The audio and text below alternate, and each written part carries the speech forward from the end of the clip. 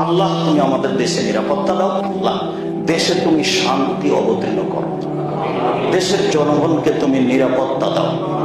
তুমি সর্বশক্তিমান, তুমি সবকিছু করতে পারো।